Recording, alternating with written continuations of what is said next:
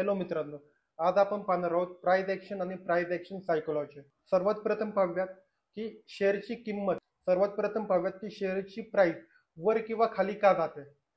ज्यावेळेस मार्केटमध्ये डिमांड जास्त असेल आणि सप्लाय कमी असेल त्यावेळेस मार्केटची प्राइस वाढते आणि ज्यावेळेस मार्केटमध्ये सप्लाय जास्त असेल आणि डिमांड कमी असेल त्यावेळेस मार्केट शेअरची किंमत ही कमी होते. ही प्राइस ॲक्शन ही बेसिक इकॉनॉमिक कन्सेप्ट आहे, पण मार्केटमध्ये असे भरपूर फॅक्टर आहेत जे प्राइसला कमी किंवा जास्त करतात.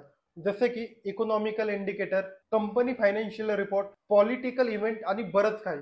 याच्यासाठी प्राइस ॲक्शन स्टडी हा खूप महत्वाचा आहे.